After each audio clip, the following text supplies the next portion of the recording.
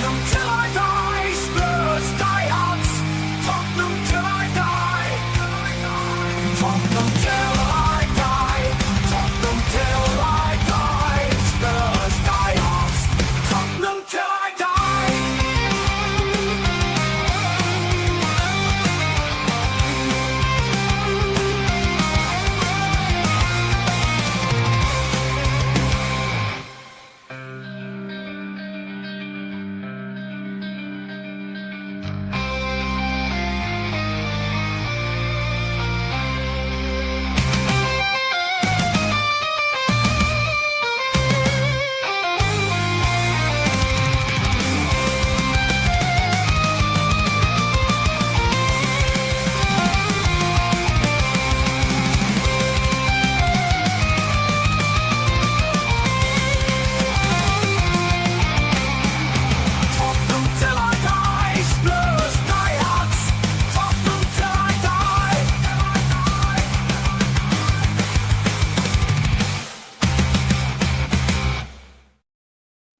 Hello and welcome to the regular Friday edition of Spurs Diehards TTID, Tottenham Till I Die.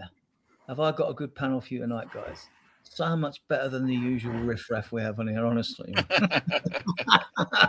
And without further ado, I'm going to start introducing them. So, Alan from across the pond in sunny California, how are you?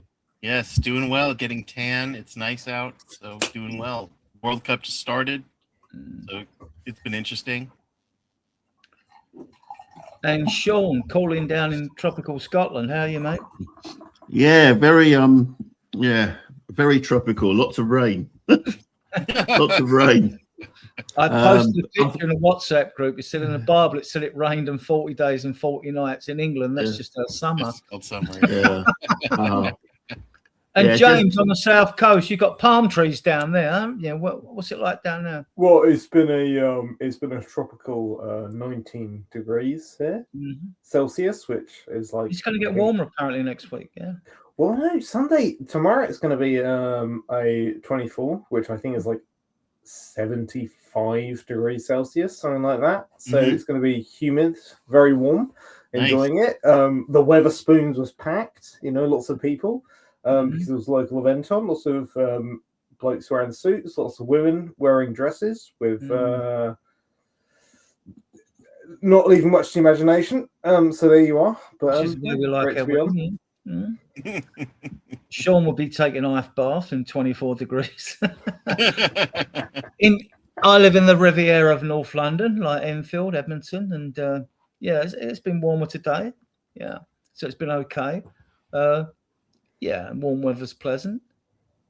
We're going to get into it, though, straight away. I don't do long-winded introductions. So when I scroll down and find where we are. For those of you watching, 20-odd of you are really on various platforms, and those in the chat, we might have a few in the chat. We usually take a look what will come on Friday. They're usually at the bar getting another drink. The transfer window opens Monday, and there's always lots of rumours around that, and we've had loads of rumours when the window's not even open, but it's nothing unusual. It's open, and then you got 77 days of it, 11 weeks, guys. So my God, we're going to have to put up with a lot of BS, like in social media and on the media platforms out there that spread off these rumours anyway. So we move on to this latest transfer rumours. Now, the story of the day is this. Show on Vaskovic. There's rumours of Brighton have offered 30 mil. I mean, they may well have done. There's talk about Vaskovic if he said this and said that, but come on, he's away with his World Cup squad in Croatia. Well, haven't you heard of Zoom? He can speak to whoever he wants. He may well have spoken to Hertzler by Zoom. I don't know. I mean, they're shut away in hotels for a lot of the time, so who knows? To be honest, it's disappointing. But then you can see that he's had a taste for first team football, and he's coming back to Spurs and being told, well, you're going to go away somewhere else on first team football, even though You know, we've had you since you were 16. It's a bit of a nonsense. I just worry that he's going to be a casualty of the fact that we don't have a proper functioning transfer system. We don't have a sporting director, for example. We haven't had a sporting director for 6 months. Why haven't we got a sporting director? I mean, it's not a nonsense, but yeah, Vuskovic, I mean, he may want to go to Brighton. I mean, Brighton would be good for his development, but I certainly wouldn't take 30 million for him when he could, you know, when Brighton get a player, they turn that into like 90 million, you know. Mm-hmm. So, I mean, I hope it gets sorted out. I mean, I know it's all a bit fraught because we want to buy their current centre half. So, but you know, to be honest, until it appears on TottenhamHotspur.com, it's just chip paper. I mean, you know, it's just you know, and you know, and I'll believe it when I see it. Alan, I mean, we bought the player. I've followed him a lot, like I did Archie Graham. People know when I dig into a player, I'll follow him, I get videos, I'll go and watch him every opportunity I get. I'll watch the highlights mainly, not full games. We bought him for Hajduk Split for 12.5 million as a 16-year-old. That's how highly he was rated then. I remember that. He hasn't disappointed. I mean, he went from Hajduk Split on loan to a Polish side. Then he goes to Westerlo with Alfie Devine. Smashes it there. All the reports and the media reports, they love him. Goes to Hamburg. Smashes it there. Like Wolves, he gets awards there, awards for the season's play and all that. Scores 7 goals. He's a joint top scorer there. I have not seen a better defender at his age ever. You know, and don't get me wrong, we didn't have the media and the video footage to look at Bobby Moore and all that lot when they were younger, even Beckham better and that like. But so to me, it would be mad to get rid of this guy. Like I say, he couldn't sign till February because when he was 18, because that's under EU rules anyway. You're not allowed to sign for a club. So we couldn't include him in the January squad, even if we wanted to. But whether we wanted to or not, I don't know, you know? Yeah. So what's your take? I mean, I've posted lots of video clips of this guy. I don't know often if any of you have watched them through the time. Yeah. Watched a lot of him. He's he is, because he's never really played much for us. He has played for us, but not much. He's really just potential. You know, he has a very high ceiling. He's young. He fits the bill of what Daniel Levy would have wanted, right? Young, worth a lot of money, didn't invest a lot into him to get him, and is all that potential. But, you know, I don't know that I want to use him as a bargaining chip to get Van Hecke, I think, because Van Hecke is kind of on the other side. You know, he's good and he's solid, but what is he, 29? He's kind of the other side. No, he's 25, 20. I think he's 26 now. Senesi's 29. Oh, yeah. That's what, right. Okay, I am mixing that up. Yeah. Van Hecke is good, but Vuskovic has a higher ceiling. You know, Van Hecke, I know, was I think, or Senesi was player of the season for Bournemouth, and Jean-Paul Van Hecke is very good, but Vuskovic has flourished everywhere that he's been to play. And I think this is a player that in a couple of years will probably be worth 80 million, you know, something like that. High, you know, he has a much higher ceiling, and I want to see him play for us. I really think that he's at the point now where he's been there and done that, even at a young age, you know, with where was he at Hamburg? And they loved him. They would do anything to keep him. His brother's there. What's that? His brother's there. And his brother's there. Right. You know, we talked about this. If it was that important to have his brother, it would be easier, in my opinion, to just buy his brother and bring him over, and then, you know, keep him on the, you know, if you have to keep him on the bench, whatever. But I just think that it would be giving away someone that you can kind of see without being Nostradamus, that this is someone that's going to be special. And to sell him for 30 million feels like we will have gotten the short end of the stick in that move, just for Jean-Paul Van Hecke. And I don't see it. I don't see. I saw that there was someone that was saying Van Hecke for 25 million plus a 2-year loan with no option to buy for Vuskovic, which I wouldn't do either, even though, because again, it's 2 more years that he's not playing for us. He's not learning our squad. I would rather him learn a squad, especially considering right now it's a good time now because we're rebuilding. We've already started, Senesi, Robertson, and we'll get Van Hecke, and now Savinho, Paulinho. Right. We're sort of rebuilding. People are going to be leaving once the transfer window opens, I think, and it just seems like the right time to. I wouldn't even say to have to take a punt on him. It's not a punt. Vuskovic has flourished everywhere he has gone. There's no reason to believe that he can't flourish in the Premier League. James, what's your take on this? I mean, Brighton wanting to spend money indicates there's good underlying numbers. Brighton very rarely make poor transfer decisions. Equally, if you talk to anyone who's a Bundesliga fan, you'll see that mayhaps he's not ready for the Premier League. I don't know, he's obviously got a lot of potential, and I mean, if Brighton want to take him on loan for a season, yeah, brilliant. But is he ready to play for Tottenham? Probably not, because ultimately, what do we want as a football club? We want to be challenging for the trophies every single season. Particularly under Zerbi, I think we're capable of trying to win the Premier League next season. He's not good enough for that, and we've got Senesi, Van Heck's going to come in. VDV, Romero, VDV, Danzo as well. I mean, there's 4 centre backs right there. Not even talking about Romero buggering off to Atletico Madrid, which he should because he's a dickhead. I don't see a place for Vuskovic really. I think a loan for him is his best move.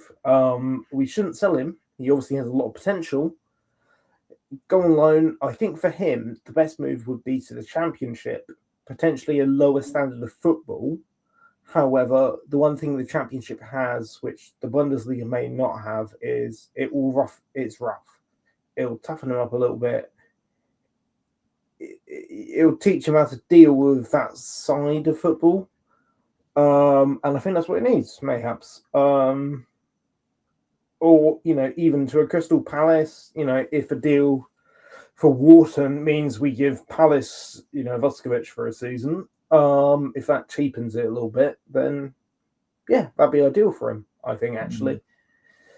But we shouldn't sell him. 30 million from Brighton indicates one thing.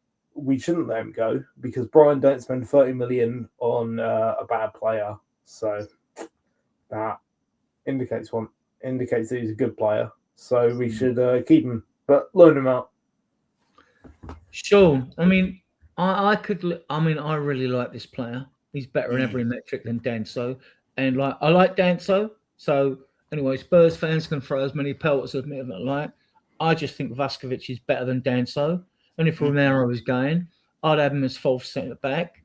But to caveat that, I could live with the fact if he was sold and we were gathering a massive fund to buy an elite player, but elite players not going to come to us because we've not even got European football, Sean. Yeah, the other thing is that wherever Vuskovic has played, he's played in a back 3. As far as I know, we're playing in a back 4. So he's not ready to play in a back 4. It's a different kettle of fish. It's less forgiving than a back 3 is. You know, as I say, I think the best option for him would be to load him to a club who are going to play back four and see what it was. And how many times do we see players? We'll say they've got high ceilings, but it's not linear. It's not linear. They go forwards, they go backwards. You know, and how many players have we thought at 18 they're going to be absolutely brilliant, and they're finished by 21? You know, so I don't. You know, we need to protect him. My one concern is that he's probably. I wonder whether when he was on loan with Alfie Devine at Westerlo, has he seen what they've done with Devine's development, and he's kind of thinking, is that gonna happen to me? That I'm never going to be considered good enough, you know. Devine's going to be sold. I mean, like, he'll be Yeah, sold. but you know, he's not going to play for Spurs, is he? No, he's not. So you know, I can understand whether, you know, if they, I don't know how good their relationship is, but he could be, you know, he could be put off by seeing what's happened to Alfie Devine. So, I mean, as I say, I think our best option is to try to keep him close, but by putting him on loan. Yeah, I'm not certain that he's back four material. He needs experience in the back four. Bring him in. The only caveat with the back three is I've started to watch a few videos on De Zerbi's tactics, and you find that we do drop into a back three. You remember, like, Mourinho would play with one fullback going forward, and you've then got the other fullback comes in to make a back three up while the team are progressing with the ball and things like that. He does do that. I need to see it lots more. And it's like I'm watching it and I'm thinking, like, okay, what's happening here? And like when we're without the ball, he goes man for man. When you've got the ball, he presses. There's a fast break. That's why he likes fast wingers, because you find the midfield is sort of flooded with about five then, with three at the back. And they're trying to ping balls through for fast strikers like Ollie Watkins would run in behind the back four of a team and get through the back. That's why when I'm looking at a transfer window now, I'm looking at, like, well, are there any fast strikers out there that can do that? You know what I mean? Anyway, yeah, I mean, I don't think he says anything. I mean, there's been a lot of, I've sat in a few chats, other good podcasters out there, and there's a lot of comments and people in the chat straight away. They're like having a pop at Vuskovic as if he's actually said anything. And we always get this out and I'm thinking, he's away with the World Cup in Croatia, ain't saying anything. You know, players don't want to be distracted, you know. So, like, I'm not having that. I mean, like, if he wants, you know, a loan to a Premier League club, I get that. But yeah. Alan, this guy signed a 1-year contract with an optional 1-year extension. There's also been a lot of brouhaha about this, probably because of his age, you know. But what's your take on Robinson? I like Andy Robertson. I think that he's a class act. He's a leader. He was a leader at Liverpool. I know I watched a couple of Liverpool channels, and I've talked to a couple of people in the UK that are Liverpool fans, and they all have wonderful things to say about Andy Robertson. I mean, they say, you know, he had fallen down the pecking order, but they love Robbo. They love him. You know, he was a stalwart for them. He's been on a part of winning teams for them, and so he's a winner. He knows what it takes to win, and I think he brings the experience that our young players will thrive on. You know, he can pass on that kind of experience that I think is good for them. You know, not every. I guess considering we've had 2 seasons of 17th, you know, we're going to get players who have either a lot of experience or young in potential. I don't know that we're going to find people in their prime who are perfect for us, but we're going to get people like Andy Robertson, and which is fine. I think Andy Robertson is just fine. He'll kind of fill that role. You know, on the he's what is he on the right side. Left. He's on the left side. Left back. So again, Destiny needs someone that's kind of got more experience than him, and that can challenge him, that can fill in when all the times the Destiny is out. Andy Robertson, I don't know his track record, but I don't think his is as bad as Destiny as far as injury record. And again, he seems like he wants to be here, which is important to me. Not all the players want to be here. I'm kind of like you, Adrian. If they don't want to be here, get the hell out. I want players that want to be a part of the squad. And it sounds like we're going to give him more time to play. Liverpool was for quite a while, Liverpool was a very difficult defense to break down. And Andy Robertson was definitely a key part of that. And I think he will bring that kind of competitiveness that he had at Liverpool. I don't see, just because he's 30 something, 32, or is he 30? But Milner, Henderson, striker at Bournemouth, Danny Welbeck.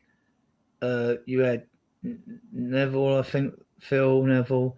They all played into their 30s. There are a lot of he's in his early 30s. It kind of just seems crazy to me that's like over the hill. I mean, it's young to me. James Milner's another one. Yeah, go on. Yeah, James Milner, who I think, was it Milner that just retired? I don't know. He may have. It just seems nuts that we would get on him for his age. He's on a 1-year contract with an optional 1-year extension. It's not like we've given him a 5-year contract and expect he's going to perform at that level every year. We gave him a 1-year contract. So I think it's good. James, it's a bit of a strange one, isn't it? Because if I was a footballer and I was on at Liverpool and I've won these titles and cups, I sort of want to finish my career there. I don't want to leave. So I'm wondering under Slot if there's been some sort of he's been disaffected under Slot. Maybe he just really wants a challenge. He's thought, I've got one more in me. I'm going to go win the Premier League at Spurs. Yeah, and that's already done it at Liverpool, so he's cool going to home about. More harder. Maybe he's just a competitive individual. I mean, you go to Spurs, the fans are going to love you. You're going to be looked after by everyone. Maybe De Zerbi is just very charismatic, and he had one phone call to Zerbi, and that was enough. But I mean, he's coming in as a backup left back. I don't see the issue. I thought Robertson's been good this season, actually, for Liverpool. I mean, you could stay in Liverpool, or you could come to Tottenham, a proper football club, where we're not a bunch of victims who cry every time the BBC criticise Liverpool for anything, and all of a sudden we're all in sport of Hillsborough or something or other. Maybe he fancies that. I mean, he's a Scotland captain. He'll be at the World Cup. By the way, James, one of our own died at Hillsborough. One of our own died at Hillsborough. So don't make light of it. Yeah, don't make light ever. Don't ever. I'm aware, but we don't go on about it, do we? He'll be at the 2028 Euros, I'm sure, much the same as Ben Davies will. And sorry, I wasn't attempting to make light of Hillsborough. It was a horrendous misjudgment. We fans have a bad enough job as it is, standing up for ourselves. Yeah, no, I wasn't attempting to make light of it. Rather. No, obviously, but one of the people who died was a Spurs fan who drove his mates to the game, who were all Liverpool fans. So don't it affects well beyond just Liverpool. That wasn't what I was attempting. That's not what I meant. My joke was more about Scousers seeing themselves as the victims and everything. It was a joke. But obviously Hillsborough was a horrendous disaster. Mayhaps I spoke in poor taste, for which I apologise. For Robertson, I mean, it's a new adventure. It's a new club to come try to be competitive at. And I'm sure he'll be paid very well at Tottenham. And, he'll get game time. He'll get to play in the FA Cup, the League Cup, hypothetically next season. A lot of European football, hopefully. At the very least, and he'll get those games. I mean, I don't know where else he could have gone where he'd be guaranteed that many minutes and that salary, aside from going to like Saudi Arabia, which he probably doesn't want to go to. So, I think it's perfectly reasonable. Yeah, my take is like very useful acquisition and a welcome acquisition. I don't see the fuss around bringing anyone in who's a free transfer anyway, because the contract's not long. And if he shows good form in his early 30s, he'll get the extension as well. I still just sat with me, Sean, that something's happened at Liverpool because he was a fan's favourite. I know Kirkers has come in, and don't get me wrong, Kirkers is a good fullback, right? But something's gone on there for him to go, right, look, I'm done here. I'm done. Well, when Slot bought Kirkes, he must have thought, well, the writing's on the wall for me. Hence he was prepared to come in January. But he still made 18 appearances. Played well the other day. And 16 from the subs bench. So he's it's not like he's dead. It's just unfortunate that he's come to that period where it's difficult for him to challenge for a starting place. I see him as an ideal swap in for Destiny, who cannot guarantee his availability. You've got left back now. You've got VDV, you've got Souza, you've got Destiny, you've got Robinson. I'll stay with you. Senesi signs. What do you make of Senesi? I'll give my take last as usual. He's had some week, hasn't he? He's had some week. He was a Bournemouth Player of the Year. He's been training like a maddie, and he's on his holidays. And then he signs for Spurs, and then he's called up for the Argentinian squad. Yeah, because his name is something. Yeah, and he's now back in America. Obviously, joined up with the squad. In many ways, I wish he wasn't there because it means that he's not going to be available for pre-season. At the start of pre-season, and I was There was something I was thinking about is that all these centre backs that we have, most of them won't be available when we come back to pre-season because they'll either be at the World Cup or recovering from being at the World Cup. So I hope, Senesi, from what I've seen, what I've read, he's perfect for De Zerbi ball, absolutely perfect. And the fact that he put through more through balls than we did as a squad last season makes me wonder what the hell we were doing last season. Well, I know what we were doing. We were persevering with a Danish pastry as a coach. I hope that I hope that he gets to integrate. That was for sure. Did he? Yeah. Oh God, he overstayed his shelf life as well. Yeah. But anyway, it's Senesi will be a good addition. De Zerbi said he wants 2 players for each position. Well, we've certainly got at least 2 players for each. Let's start seeing some departures now, and then we can get an idea of where it's going because. We've only seen a lot of the kids that have been released and Basuma, and that's it. So let's see what's going on. Has gone. I'm glad. Yeah, I'm glad. Well, yeah. Deji, welcome. We're talking about Senesi. Sorry if you had more to say, Sean, but you'll get a lot more time to say more. What's your take on the Senesi signing now it's confirmed? Look, I'm not going to lie to you. I've been shaking my bum violently for that signing. I think, like my brother said, it's a great signing. The only thing I would say, though, is he was for free. And I haven't bothered to kind of look into the circumstances, but Andy Robertson for free, Senesi for free. That's not how I want my club to be moving. Do you know what I mean? And Senesi, yes. I think because our season was so poor, I think we're really kind of salivating and shaking our bums for this signing. I just hope, like, Senesi doesn't start, does he? And he wants to start. So it'll be interesting to see how that's going to work out, or whether Van der Ven goes at left back, since he plays left back for the Netherlands. So I think a lot depends whether Romero stays, doesn't it? Whether he starts or yeah, yeah. Look, I'm happy with the signing. It's the sort of quality that we need. It's a common sense. It's like, yes, this is a good player. We can see that it's an upgrade on what we have in our squad. So therefore, we've got no qualms with it. However, Senesi I'm happy with, but let's not rest on our laurels, if that makes sense. We need at least 6 or 7 of these types of signings before we can be truly happy. Yeah, Alan, I mean, like, he pings. I want to watch videos of him. I mean, he pings long-angled forward balls. He progresses the ball like Toby Alderweireld does.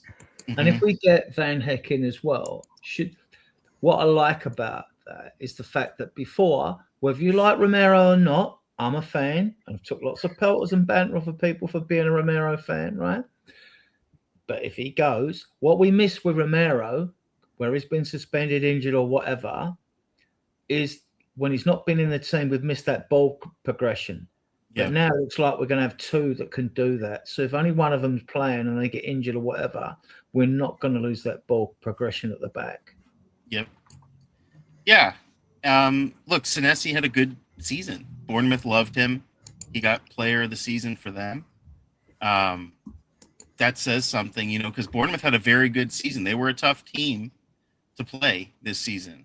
And that's even, losing players. They lost, what's his name? Went to Man City, right?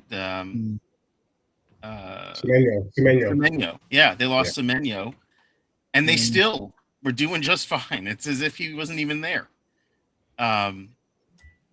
Did he play with Solanke when he was at Bournemouth? Did Senesi play with him?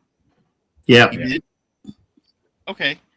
I mean, maybe they can, Senesi can advance the ball and Solanke can hopefully be up front instead of in the middle to do something about that. I do think, kind of Deji pointed it out, the free signing feels very Spurs. It's the sort of thing that you would expect Daniel Levy to be all over, a free transfer for a player. It's perfect for him. Obviously, it's for Enoch, same thing. I really would like to start spending the cash that we supposedly have and didn't spend last January. We should have a war chest. It's circling around again, Alan, to what I said earlier on. 6 months later, we haven't got a sporting director. Yeah. As Adrian pointed out, the transfer window opens on Monday, and we haven't got a sporting director to buy the players. Well, who is doing it? We do, but he's not a popular character. We have Lang. Don't say that name, Adrian. Don't say that name. It's like we have nobody there. Yeah. Well, what's his job then? He's there, whether you like him or not. I mean, everyone wants him gone. Fair enough. Everyone wants him to go because of our 17th position. I mean, if we're talking about Johan Lange as sporting director, I have fucking jizz stains who are more qualified to make decisions about Tottenham Hotspur than he is. Let's be honest there. He's incompetent. He's totally incompetent. And honestly, it makes me think I should send in my job application to be sporting director. I mean, I might do a shit job, but at least I feel bad about it. I mean, Johan Lange, some Indian who's an Arsenal fan, he came from Arsenal. In any case, he seemed very upset when we started winning at Aston Villa. Why the fuck is he employed by the club? Oh, oops, swears. Apologies. No, that's okay. Why are they here? And I get you can't just employ fans, but you do have to ask yourself, why are people who seem to hate the club employed in such high positions? You know, surely, even if you're not a football fan, but you're employed in a high position at a football club, if the football club's doing well, surely you're happy in a game, or you can pretend you're happy. But Vinny, no, he looked depressed. Johan Lange, he looked upset that we were beating Villa. What does that tell you? It tells you they hate Spurs. JG, I get all that, but who's doing the deals for Van Heck? Who did the deal for Senesi? Who's doing these deals? Look, the honest answer is I don't know. But I think the more concerning thing for me is this idea that we are gonna, you know, De Zerbi was very straightforward in terms of, he said, look, I want to be backed. Now, these players, we were linked with these players before De Zerbi came in. So for me, I'm just concerned that Spurs are going down their same road, regardless of who's at the helm. And that can't be a good thing. And look, we've seen it in the Pochettino interview and even under Ange. When you're at the helm for Spurs, the Tottenham PR vehicle is what speaks. I just hope that De Zerbi isn't falling back and allowing the Tottenham PR to overrule his own personal decision making. Because how are we so sure that he wants these players? We don't actually know. So yes, it's great you brought in Andy Robertson for free. It's great you brought in Senesi for free.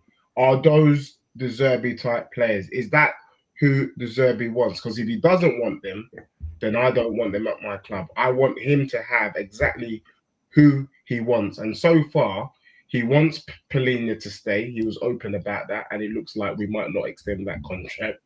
And the only other person is Pedro Porro, who I think we've made an offer for. So it's not looking rosy. He wants Van Heck. He definitely wants Paul Van Heck. Yeah. So we know we were interested in Savinho before. We were interested in Robinson before. We know that towards the end of last season, he liked experienced players. So, I mean, we'll come on to those other players later. I'm going to come to you on this one, James, as you're a Welsh guy. Endo signs a year extension. That got a bit of brouhaha, one way or the other, in the out there in the Spurs community. What's your take on this? Well, I mean, the Welsh Maldini got another year. I love that. You know, he's good. He's a leader in the dressing room. He's doing his coaching patches. I don't see why this is an issue. Wales captain? Yeah, is that what? Well, technically, Aaron Ramsey's Welsh captain, but he's in it constantly. You know, I mean, as a small part of me that's a little bit disappointed in him, and he just didn't say, look, I want to go to Swansea and play football, because obviously 2028 Euros are in 2 years' time. Wales will be there. Opening games in Cardiff, Millennium Stadium, I'll be there, waving a huge Welsh flag, if I can afford it. Probably be about 12 grand if FIFA or UEFA get their way, because, you know, working man's game, in it. But no, I mean, if you want to stay at Spurs, be an influence in the dressing room, you know, play maybe 5 games a season, working with coaching badges, then yeah, I see no issue with this. I mean, he's obviously a big factor in the dressing room. I mean, I think the fact that Pochettino, Mourinho, Conte, and De Zerbi, all of them have turned around and been quite happy with him in terms of a figure in the dressing room. Well, that says that he's obviously a positive figure. If you take all those managers and they all like him, then he's obviously an asset in some capacity. I mean, he's not going to play many games, but, you know, when was the last time you saw Ben Davies have a bad game? Like a genuinely bad game? I can't remember. He's always put in a good shift from what I can recall. He's not world class, but he does a job. And I mean, we'll see him in like the first round of the FA Cup against like Morecambe or someone like that, and he'll be fine. Alan, yeah, you can go. No, I was just going to say, look, I think Ben Davies has been a loyal servant for Spurs, loyal, and I respect this guy. 101%. But I agree with you. I think at the point of where he is in his career, he should be looking to go back to Swansea. He should be looking for a payday in Saudi or the MLS.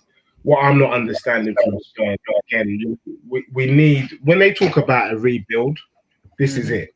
We need to get rid of what we've had. We need to get rid of the kind of nostalgia. We need to be ruthless. And that's why I kind of rate some of the top teams, because they don't allow sentiment to cloud their judgment. There comes a point in time where we just got to move on. And go on, Adrian. Yeah, but I just think I'm like most fans. He's been there like 11 seasons. I'm not against it, but I'm just puzzled by it. I just find it. If there's some long-term goal in this, please be transparent and let us know. But I don't get it. I mean, we've got enough cover where we're bringing in centre backs in. We've got enough. He's not going to play at left back. He hasn't got the pace no more, right? But you've got Van der Ven. You've got Senesi can play in there. Unless they're frightened that we're going to have another mad injury crisis that we had this year. I don't get it. I don't get it.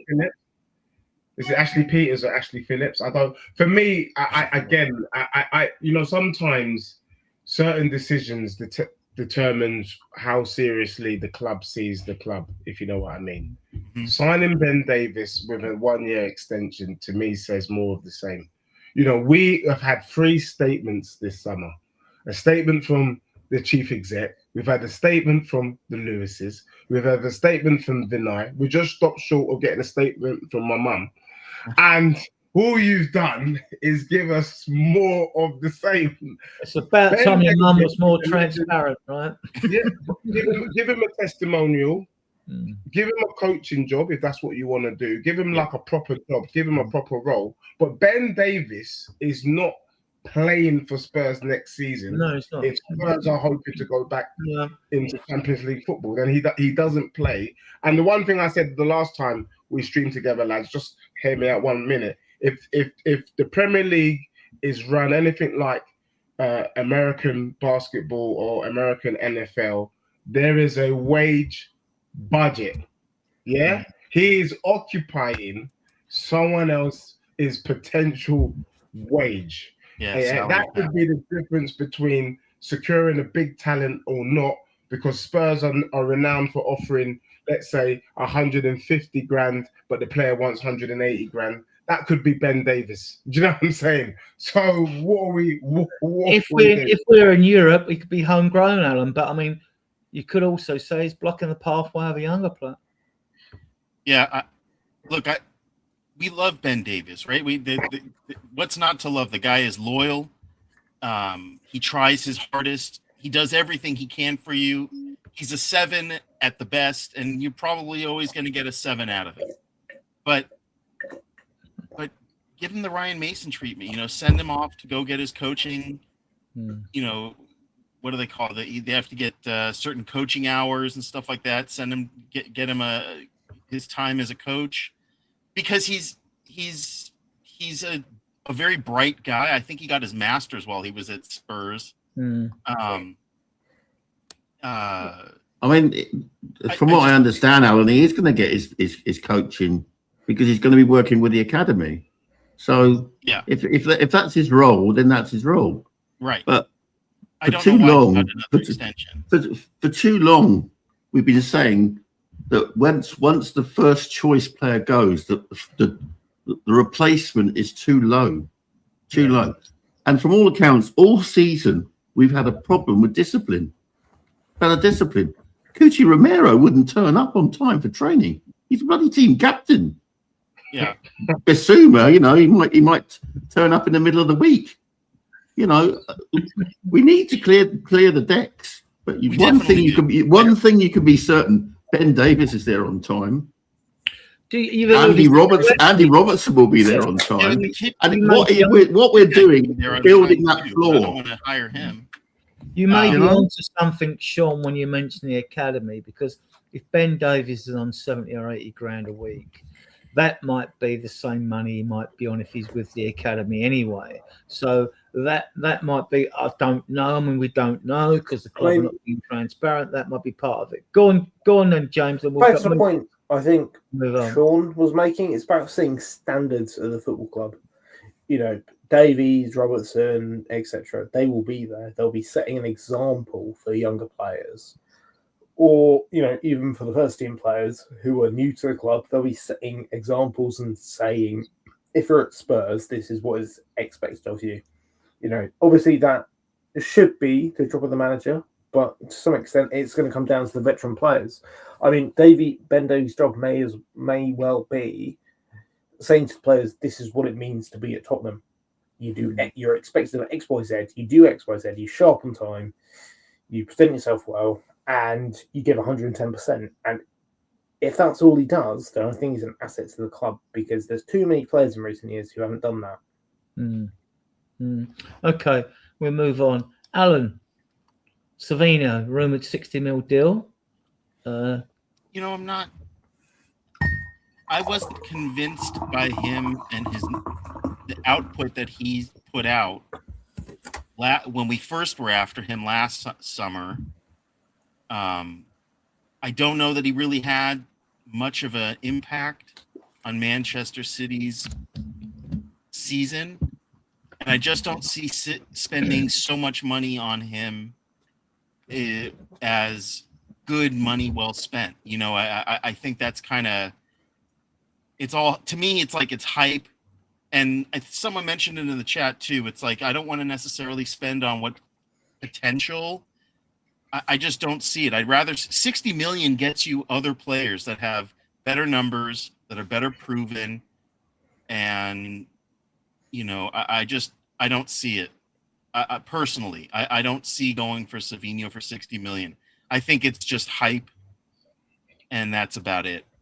And you know, he wasn't really starting for Man City, so it's really they're in the middle of a rebuild with a new they'll have a new coach. It's going to be a newer squad.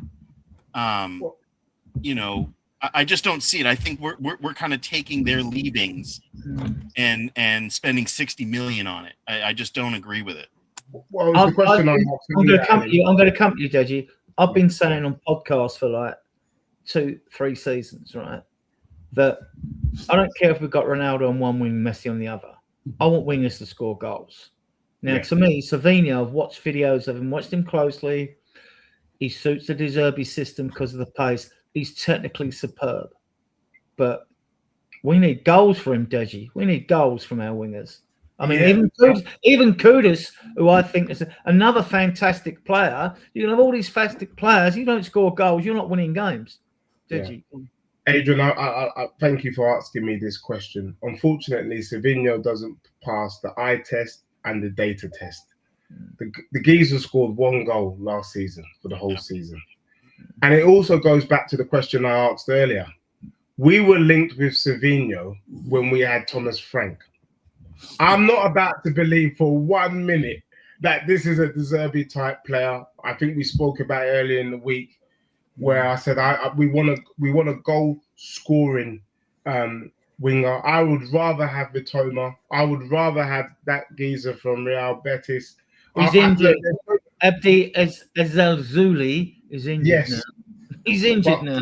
But I'd rather have these type of players than Savino. For me, he seems like a glorified Matthias Tell. He's Matthias Tell 2.0, huff and puff, do some really lovely things, but decision making at the end of it is going to be absolutely poor. And I reckon we will be having a go and saying, you know what, Savino, great player, but his final ball, his decision making is what's letting him down, because that's what's letting Matthias Tell down. I can't understand why pro players have such poor decision making. So yeah, I'm not fully gassed by it. And again, I'm not convinced now. Savino linked last year, Senesi, Robertson linked before this guy, before De Zerbi came in. Is De Zerbi calling the shots or is Lange? Because if it's Lange calling the shots, then it's going to be a complete disaster. We've already seen it. I think De Zerbi has significant control over the incomings. I think that's why, to answer Sean, because Sean was saying, why don't we have a sporting director. I think it's because now De Zerbi has so much more control and say than when Thomas Frank was around or whatever, that it makes certain sporting directors uncomfortable to have to share a diminished role I mean, with the coach. And so I- they're going to have to find someone that's willing to pair with De Zerbi instead of try to overshadow De Zerbi, which is going to be tough to do. I think we've put all of our eggs in the De Zerbi basket, which I think will work out actually, because De Zerbi's obviously a top manager. Whereas Frank and you go before that, Ange, Nuno, Mourinho, Conte had significantly less say in the transfers. I think the one thing this relegation scare has done is scared the shit out of the board. They were terrified of it, and De Zerbi is, the Messiah. He's literally Jesus. He came back. He resurrected himself from the dead, which is more believable than Christianity. So there you are. And so he's probably given a lot of faith. And I'm sure when he signed the contract, he said, "If I keep Spurs up, I'm going to have carte blanche on transfers, etc." And I think that's a large aspect of why our transfer choices are largely dominated by De Zerbi's preferences. I'm sure, and to be honest, you look at what he delivered for the club. He did keep us up. Yep. His winner, his results were good. Actually, we wouldn't have stayed up, I don't think, with Frank or with Igor Tudor. So I do think he deserves that bit of respect. But I think that's where it largely comes from. Okay, Sean on Savigny though. I mean, is he the level of player we can only get because we haven't got European football? He's not a bad footballer. I've watched videos of him. My doubts are about his goal scoring. Apart from that, I think he's technically. I disagree with Deji in that, but I think he's technically superb, right? But that's only my opinion, by the way. Yeah, I mean, I think a lot of people are holding on to the year he had at Girona before he moved to City. Oh, that was massive. Because I think that was the one that really brought him to the attention. And then he had his first season at City is like it's a acclimatization, and he didn't kick on. And this is goes back to that Vuskovic thing. It's not linear. It's not linear. Right. And it may be that Man City is just not the place for Savigny, and he comes to us and he burns it and he just tears it up. I don't know. He's got, as you say, he's got the technicality to do it. I'm a wee bit concerned about giving too much leeway to De Zerbi because his talent ID is not always 100%. I have to be honest. He has invested into some real donkey. So that's why I want a sporting director, so that they have something, they can bounce off each other. And because if we just allow De Zerbi to pick everybody, it doesn't necessarily bring us to being I don't think it brings us to being a really good team. And I would rather have someone who has some kind of overarching look about the development of the squad. I mean, ultimately, if you want a footballing philosophy at Tottenham, then there doesn't have to be a director of sport. But who we had in charge, who understands what it is to be Spurs, and ultimately that opens up an entire other can of worms of what is it to be a Spurs player. I mean, for me, it would be to play attacking football, to be, the Ajax Barcelona style. But how many managers have we employed that actually play that way? That's always been an issue with me, James, when we've had brought managers that aren't the right fit for this club. Even though Mourinho and Conte were world class in their own right, they weren't the right fit for this club. You knew it's going to end up with a train crash with them, But you know what? I think Mourinho. Sorry, Adrian. I think Mourinho and Conte could have done a job at this club if they were back, provided that we would have given them what they wanted. That was the key. People keep saying they weren't good managers. No, if you're going to get a Mourinho or Conte, you need to give them the war chest. And there's no point. What I couldn't understand is we were spending 15 mil a season. So they were joint highest paid managers in the Prem, but didn't have the transfer budget. Just didn't make my argument those managers was when we're winning, playing counter-attacking football, we couldn't knock the fact that Kane and Son had the best partnership, most assists and goals under them and whatever and all that. When we lost Deji, it under that system was such a painful watch. As an old purist, you know. So, I mean, Mourinho mayhaps have been unfairly sacked, but Antonio Conte at AC Milan, round of 16, I watched this game. Yeah. We were 1 goal down. Second leg, Champions League. What did he do? He took off Lucas Moura and brought on Davinson Sanchez. He brought on a blooming centre-back for a forward. Yeah. And I'm sorry, that's indefensible. I don't want to go down the Conte Mourinho road, but you can. I'll stay with you, James, without cutting you off. Paul Van Heck, would you be happy with him? 26-year-old, just turned 26. I think he's a good player, actually. And obviously, De Zerbi likes him. He obviously has a good relationship with De Zerbi, and I'm inclined to trust De Zerbi at this point. In regards to the fee, well, it's not my money. So, I mean, if we have to give Brighton 80 million, or what if we say 60 million, but you can have Vuskovic on loan for a year? Swap deals don't happen. They're myth. We get them every year in the media, swap deals. They never happen. It's complicated enough to sort out a deal with the players' rights, you know, his merchandising rights, the deal itself, the length of the contract, the add-ons, and then you're going to do a swap. No. We get that, excuse my French, we get that bollocks every year in the media. You know, about time they learned and wised up. You know, deals are done or not done. I mean, but they're not. They don't involve another third party or another third party. Well, involved. I mean, it's not Football Manager, unfortunately. I mean, I've won 9 Champions Leagues on Football Manager, so you know, if De Zerbi doesn't work out, I'll be sending him my CV. I'm a more successful manager than Thomas Tuchel, so you know, I could manage England.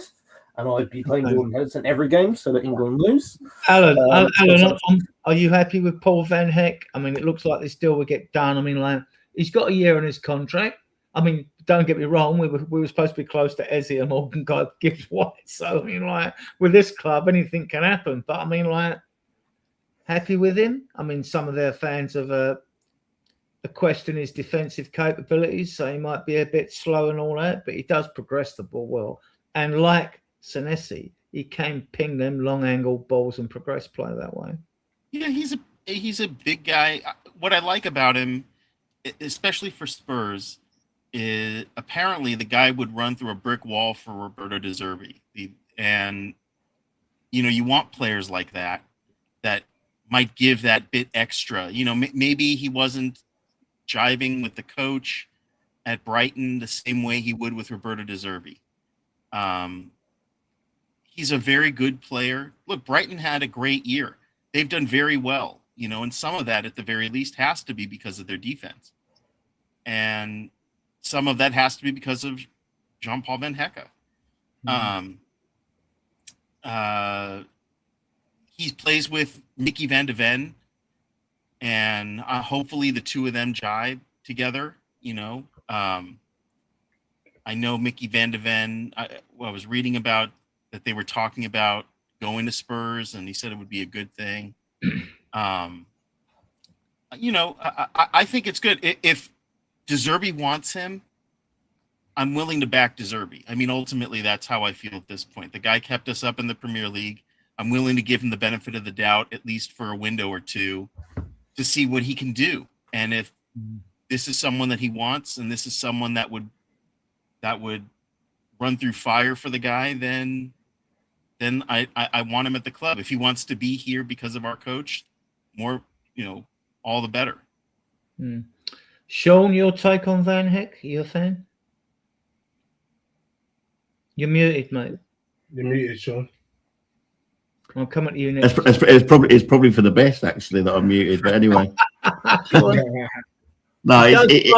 does blow hot out, Sean. I tell you, go on. To be fair, you know, everything I've read about the quotes that have come from Van Heck himself, and the fact that he's got this relationship with De Zerbi and he's credited him with making him a better player. To me, seems like it's a no-brainer. The difficulty, of course, is that you're dealing with the arch negotiators. Surprise! Ironically, we don't know how to negotiate. Well, I'm talking about the Brighton end. Oh, Paul Barber. Yeah, ironically, Paul Barber, Spurs fan, who's negotiating on behalf of Brighton, and is demanding. Well, it seems to me he's demanding an arm and a leg for a player who's out of contract next season, at the end of next season. I do feel that they're taking the mick a bit, to be honest. But the word is it will get done. I will be happy to see it. He does improve the floor or the ceiling of the squad, and not only is he good at through passes, he's also a ball carrier for centre back. He's got really good statistics about carrying the ball forward, and sometimes that is what you need. You want to progress the ball. I mean, we were terrible. Our ball progression stats last year were terrible. If you see any of these sort of like scattergrams that you see from Y Scouts and all these other places, nobody gets anywhere near what Van Hecker does. Nobody. Everything in our squad about us last season, though. Yeah, so I mean, I'm all for it. I'm a bit like James. We could, it's not my money, but I do. I mean, it's about overpaying, isn't it? Luckily, with the new financial rules with the SCR, I think we're lucky that we're not in Europe because we can actually spend 85% rather than 70%. So, we've got a lot of headroom. We've got a lot of money. We get a lot of money. The only problem is we're not cash rich, is what I understand. So, hopefully the Lewises, will sell their paintings and put the money back into the football team. We've got the 100 mil we didn't spend in January, and prior to that, we were spending 70 mil on Slovenia for somewhere. So to me, that's 170 mil, right? Well, we spent some in January because I don't think Conor Gallagher arrived for nothing, did he? No. But then we're going to get money in for sales. Deji, I mean, 1 year in his contract, Barber's got to. I mean, like, you can dig your heels in and squeeze another 5 million out of us, but what's the max we go here? 60? When do we say like no and go for Evan and Dicker or someone else like another left centre? Yeah, I think for me, what the Van Heck, me and Sean been talking about all season, he's the perfect player for Spurs, and he gives me Toby and the Tongan vibes with Van der Ven. That's what I'm seeing, and that's what I was hoping to rebuild. Look, let's just be honest though. As much as I'm not a big fan of Romero, is Van Hecker worth more than Romero on the market? The answer is no. If Real Madrid are saying that they're coming in for Romero at 60 mil, then we can't be spending 80 mil on Van Hecker. It just doesn't make sense. Just on a global. Liverpool offered, I think, 35 mil for him last year, and Paul for Barber turned it down. Yeah, I mean. The figure I've got in my head is either 50 with 5 million add-ons or 55 mil with 5 mil, 60 mil max though, because he's in 1 year. I mean, if we want it to be nasty, I mean, we don't want to piss De Zerbi off, but if we want to be nasty, we could say, well, okay, that's it. Either we'll give you the 60 mil, that'll be 5 million add-ons, and like, if you don't accept that, we'll wait to the summer. We'll wait to January, actually, because then the player can sign in January, can't he? If he's down to his last year, you can sign agreements. We'll wait to January. It's only a few months, and we'll get him them for nothing. Yeah. I mean, well, we can't get him in January, Adrian. We can't get him in January because you can get it if it's a foreign player, but if it's a UK player, you still have to wait to the end of his contract. Well, then you wait. Yeah, by then we'll know whether we're having a shit season or not anyway. So like by then you wait then. I mean, I want the deal done because I like the player. I mean, and I like to have the fact that I've said earlier, 2 ball progressing centre backs means, unlike when Romero was out the team and injured, we didn't have one. But with 2, you're going to have one if one of them's not available. So I think that makes excellent sense. I want this player in. I would go at 60. After that, I think Brighton would be taking a piss, especially with 1 year. And they're lucky to get 60 for him with 1 year left, to be honest. The only issue that we really have, should be 45, 50, but it's Premier League tax. He should. But, you know, obviously with everything that's happening with the Strait of Hormuz, do you know what I mean? Inflation's through the roof. So, so with inflation being through the roof, I mean, look, that Elliot Anderson going for 120 mil is an absolute disgrace. I mean, that is. Well, it destroys the market, doesn't it? Especially, so the market has been completely destroyed. I think for me, what I wouldn't want to happen is for Tottenham to play games. May I remind you, when you need a player that could potentially shift the dial, sometimes there's no room for negotiation. Yeah. Van Dijk at Liverpool just paid the sum. Look, we just need you. Yeah. When we've messed about, we've ended up with worse players. I remember we were haggling over 5 mil for Mane. Oh, just hold that. Yeah, 5 mil for Mane and ended up with bloody Sissoko. Yeah, I don't want to have another Sissoko. At least this won't turn out to be an Eddie Morgan Gibbs White fiasco, because like it's early in the season. If for some reason the deal was off, on Monday we've got 11 weeks of a transfer window to start. But I mean, I wouldn't like it. I wouldn't. I think like I want this player, but at least we got that window. I'm gonna. I think so, but I think, you know, sometimes I say to people in my day job, so the mistake people make sometimes is that they look at the role instead of the person.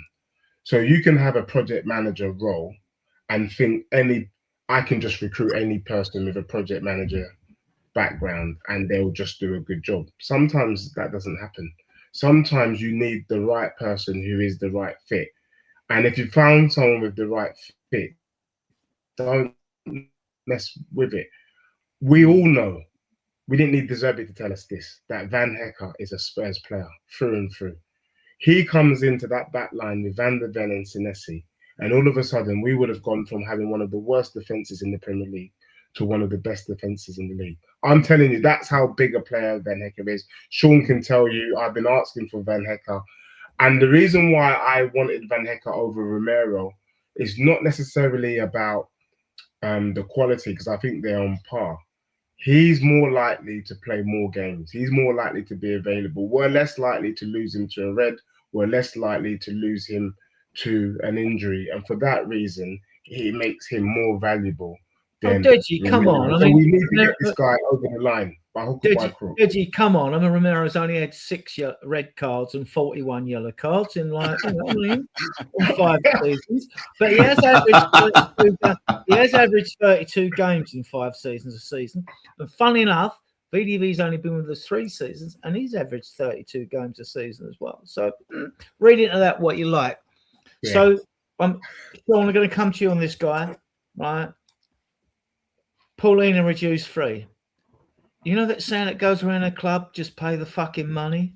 Yeah. I mean, like, this, to me, Paulina deserved to stay. He wants to stay.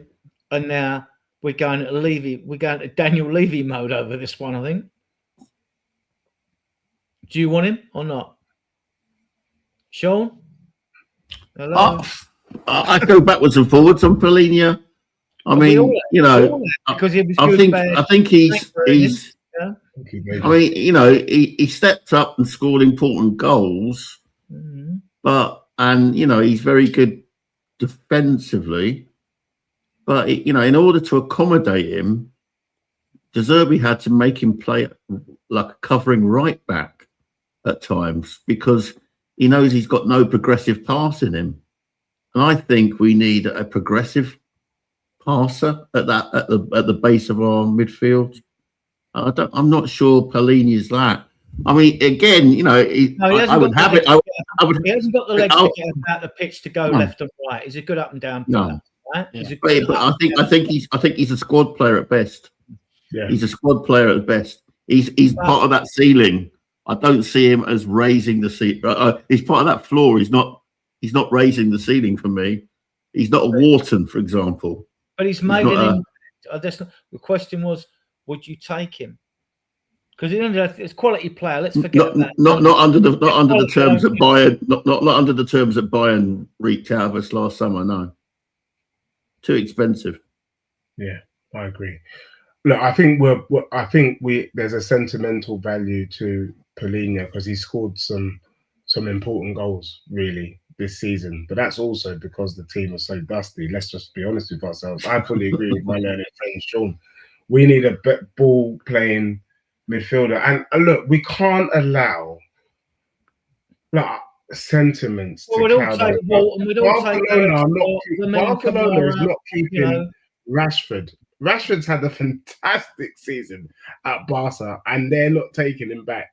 They bloody bought Gordon. Yeah, that's what champions do, all right? Paulinho, thank you very much. You've had a great year. You're a legend in my books. Right now, we got to get what we need, all right? Alan, looks like there's two on the anti-Paulinho bandwagon. Are you taking Paulinho just like we could dream about Adam Wharton's not coming to us because we haven't got European football. You're not getting Anderson. You could go and get a Keith Smith and Alex Scott, a Lamine Kamara from Monaco, and get Akliouche at the same time. Akliouche is now being looked at by PSG. We'd be looked at by loads of teams, right? But they can't buy everyone. PSG got an excellent squad, right? This is when, and every time we get linked with a player, you know what the media like, especially the anti-Spurs media. They're always, Arsenal in from Chelsea, Liverpool in from Man City. We're going to put up with all this bullshit all through this transfer window until we finish doing our business. You know, we spent our £3. You know what I mean? So, I'd keep going into this before hearing Sean and Deji talk about it, I would have said, yeah, just pay it and be done. But they make good points about like Rashford at Barcelona, who had a fantastic season.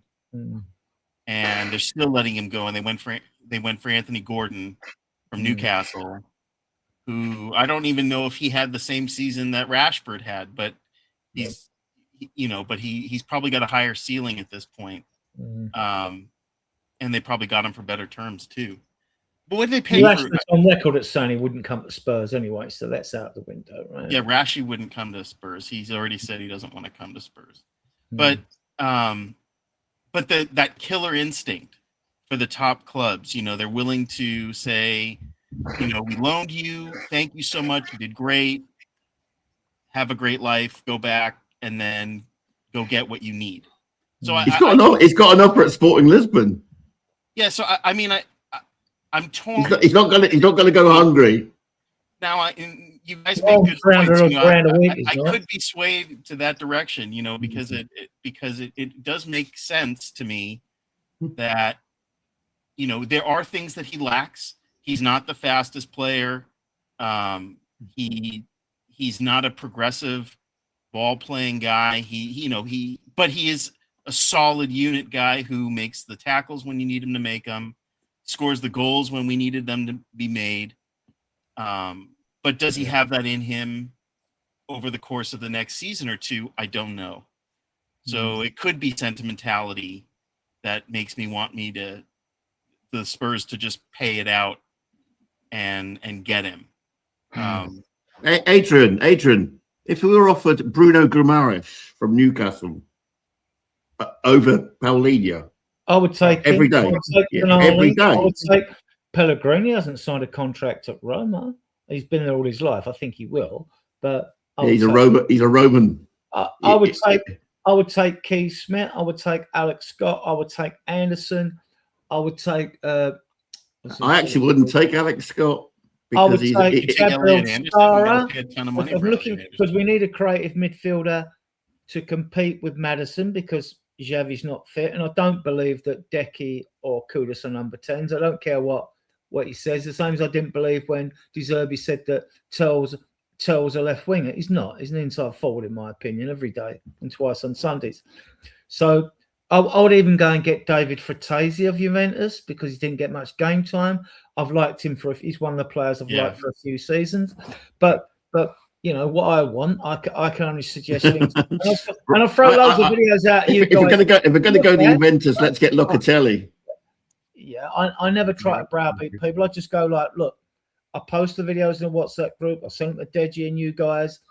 Look at them. You form your own opinions. That's what it's all about, right? Because we don't buy the players, right? We don't devise the tactics and pick the teams, right? We just express opinions. So that's why I don't get too excited when people disagree with me. But a lot of people give me hoot over this, Deji. Are you selling this guy? Romero is 28. I mean, in the World Cup, if he has a good World Cup, good for us if we do sell him. I don't give a damn if Buenos Aires win the World Cup. He needs to be sold. And we need to get at least 60 mil for him. I think if he wins the World Cup, we can push it with inflation. We could probably get 80, 85 mil. But I think sell Romero and bring Van Hecke. I think that would just appease some of the fan base. I know that there is a bit of a lot. Look, I think we love more the idea of Romero than Romero himself. I love the idea that he was a hard nut, weren't afraid to put in a tackle. But you've seen how referees are unfairly judging Spurs players. You can kick a ball and a follow through is deemed a red. So the only problem is we're not getting 60 mil out of Atletico. They've got no money. Well, no Spanish club has got any money. There is that. But when Romero come in, we were very passive in like that play. And I said we need a few winners in this team. By that I mean aggressive players. I think we needed his aggression when he came in. Now maybe he's overcooked it. Maybe he's overcooked it. I get that. 6 reds, 41 yellows.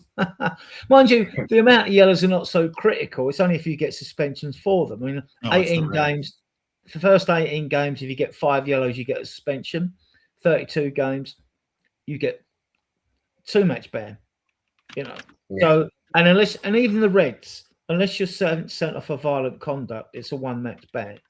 But if you get sent off and get a 3 match ban, if you get sent off in the same season again, you get a 4 match ban. Unfortunately, he did do that, right? So I thought one of his worst sending offs was actually in Europe when he at Milan on the sidelines. I thought there was no need for that whatsoever. I think he said it.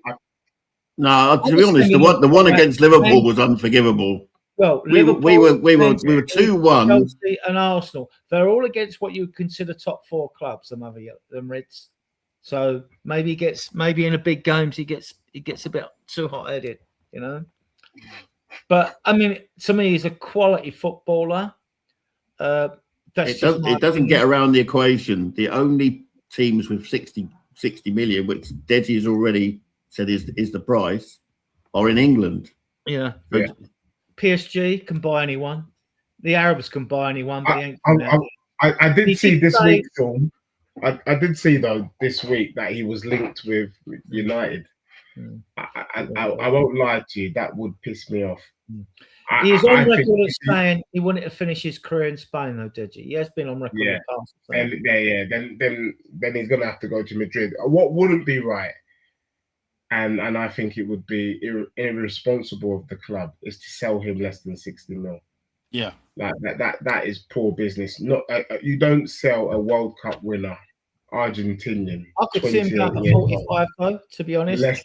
How much did he cost? How much did he cost, Adrian? 50. Did he cost 50, 45, 50, wasn't it? From Atalanta? 45, 50, yeah. And we're going to only make 10 mil profit. Yeah, but hold on. 10 mil profit and 5 seasons out of him.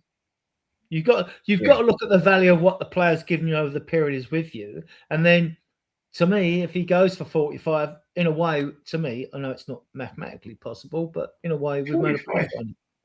You can't spend 40. You can't sell Romero 45 and then spend 80 on Van Hecke. I mean, that's. We're not. I'd rather keep, if we're going to sell Romero for 45, I'd rather keep him and let him go for a free. I mean, we're not spending 80 on Van Hecke. I think we go to 60, and I think that's it. And if Paul Barber wants to play, dig his heels in, then he's going to lose a player for nothing next year. Because I think Van Hecke loves deserve. He'll still come with him, But I mean, obviously, we'll all be happy when we want these early deals done. We want Van Hecke. We want, we want Savinho. I do. I want Savinho, and I want Polina as well. And then,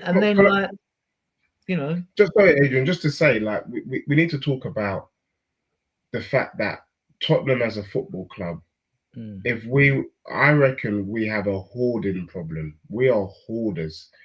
No one has mentioned, is it the Japanese fella Tanaka, who we signed at the beginning of last season? He didn't even play a wink of football. He's a centre back. You know, we've got Ashley Peters, I think. Ashley Phillips, yeah, or Phillips, sorry. Like we are hoarding players. I think Manor Solomon, is he not still technically a Spurs player? Yes. Like, what is going on there? On that, before I move on to other players, I'm going to throw this. You want to have a bite at this, right? Now, you may or not agree. I mean, like, these to me are our most likely sales, right? Now, I'll put Tell and Saar down the bottom because we have to make room in midfield, right? Basuma's gone. Saar might go out on loan. Tell might go out on loan, right? They may go out on loan. Yep. Valiz is gone. Yeah, I know Valiz has gone for like 8.5 mil, and there is an add-on for about another 750,000 or some shit. Divine is, I mean, Preston won him for 5 mil. It's down to the player now. If he doesn't go for 5 mil, other clubs are in for him. I think we could get 10 or 12 mil for Divine, to be honest. But say 5 mil, that's 13.5. What do you think we're getting for these players? How much do you think we're getting if you was to total it up? Dragic probably 15. Vicario? 15. 15. So it's 30. Romero. If you get 60 for Romero, that's that's 110. Solomon. If we could get 60, but it would only come from Man United, would we do it? I think Spurs would take the money. I think they're wised up a bit now. You would, because that's unless PSG come in or Barcelona, Real Madrid, or Atletico Madrid. And you know what it's like with European clubs.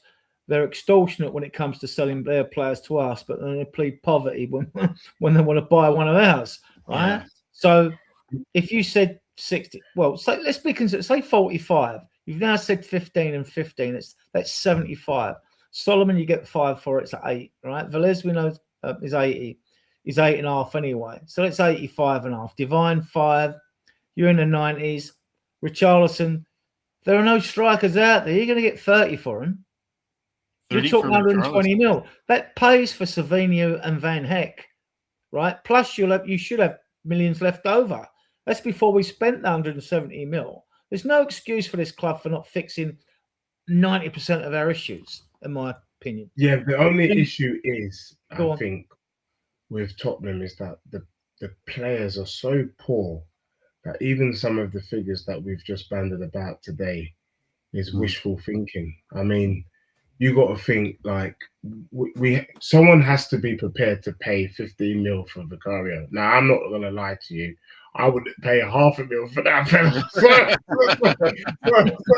That's already you're cruel. There's a wishful thinking going on, mate, right there. Reggie, are you Arsenal in disguise? No, I'm not. I want us to make money, but the figures we're banding about for some of these bums is wishful. Like Manor Solomon, we're not getting a dime for that guy. You know what I'm saying? Like Richarlison is, oh my days. So the point I'm trying to make is Tottenham are notorious for not being able to shift players. That's been our biggest problem. We couldn't shift Ndombele. So, and I think, I don't know if it was you, Sean, you said it earlier. You said our number one in fact, before we even bring in any it's player, why we need a sporting director. Yeah, we need to get rid of these bums. I keep coming back to it. We need a sporting director. Get rid of the deadwood. Get rid of these bums, honestly, because you can't bring anyone in if they're occupying too much space. It's too much. Yeah. Get rid of these guys. Why is Austin still there? Like, for me, I think Tottenham, we've done that poor boy a disservice. Send him out on loan. He's just a third goalkeeper sitting on the bench on 500 quid a week. It's a disgrace. Like, send him to Norwich. No, he's 26, 27 now. He used to be England's under 21 goalkeeper. And the only reason we kept Austin was for Europe for the homegrown issue. No, we're not in Europe for this season, so he can go. So he can go. Right, fair enough. But I'm just explaining the previous. Yeah. Sell him, just sell. Manor Solomon, what's he still doing there? Sell this guy. And there's other players that we've even forgotten about. Yeah. Right, before we carry on, I think I've left it a bit late, actually. I mean, time for me to plug Spurs diehards. Deji's links are in the chat, and I'll put the banners up at the end of the game. Alan's links in the chat. Steve, who's not with us, is obviously covering the World Cup. His link is in the chat as well. Look, there's over 100 of you watching us on various platforms, which is fantastic at this time of night. I mean, maybe not if you're not in the UK. If you like our content, please hit that subscribe button, the bottom right corner, red subscribe button. I mean, like, our guests can't see it, but it's down there, right? And make sure you follow this guy here. And give because he is box office. He's box office in the Spurs content. And give the video a thumbs up and subscribe to the channel. Big up to all of you in your in the chat channel for your comments. I mean, they come up automatically in the bottom right hand corner. Normally, when we've got time, or depending on how the conversation goes, we will dip into them. But your comments are not ignored. And a big up to everyone on playback. And so, like, thanks to you all. And with that, back to the conversation. This has also come up. Rumours again. Oh, God. Who wants this? Vicari and Spence rumours to Juventus. To Spence, really, Spence? Yeah, I find that a bit weird as well. But it's part of the media bullshit, you know. So Juventus are going through a complete and utter refurb. Damian Comoli, that used to be our sporting director, has left today. Thank them for taking Moani off of us, though, haven't we?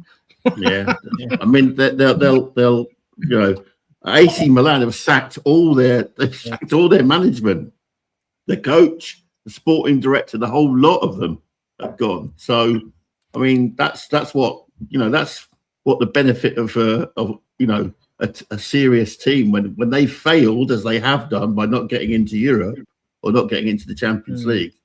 They've done what we should be doing, getting rid of sporting directors who are useless, you know, getting rid of players who are no good. Alan, go on, finish, Sean. I mean, if Vicario wants to go to Juventus, I can understand that. He's Italian. He wants to go. He wants to go home, and I think, you know, it was in many ways it was like a promise to his mum to come to London, because his mum is such a big Anglophile. She was desperate to, and you know, she was seen. You know, she used to be seen at the games everywhere, in the pubs. You know, in fact, Vicario used to sort of like go like that, thinking, "Oh God, what's he doing now in some pub with the Spurs fans?" So I think probably he wants to go back. Spence, now I think Deji and I have had a backwards and forwards about Spence, because I'm not convinced by the brother. I'm just not convinced by him. He's good. He's good defensively. I don't like it. I don't like him at left back. I think he's a liability. I think, and he's, you know, offensively, which is when he was at Nottingham Forest, he used to get up and down the wing, and he was really good. But he seems to have become, I don't know, he's a shadow of the player that he once was, and I'm not convinced by him. What's happened is, what's happened with Jed Spence is, under Ange, he fought his way into the starting lineup, and then has kind of become a bit complacent, almost like I think he feels he's obliged to start. And I agree with Sean. Like, Spence hasn't played well this season. I mean, he's not played well, but yet he's found himself in the US for the bloody World Cup, and all of us are scratching our heads. I think he's okay, but he you know, and the fact is, he gets mocked by other team players. You know, I think it was some of the Arsenal players were like, so much for you being the 1v1 king, you know. So he's actually put himself in this space where now he said, look, I'm the best 1v1 defender in the Prem, and then systematically, week by week, players have gone on a mission to prove that is not the case. So I agree with Sean. I actually said earlier this week I would be quite comfortable with Pedro Porro and Spence leaving the club. I would like a good old-fashioned right back, and they both ain't it. And I go back to Carl Walker days. I tend to look at the Pochettino team. I would take Anan Kalali. I would take him as right back because he can play anywhere on the right hand side. Someone, but for me, Jed Spence is a better left back than a right back, and he's right-footed. That's a problem. Yeah. I don't like that because when you get down the left-hand side, it's like the shape of your team is affected badly.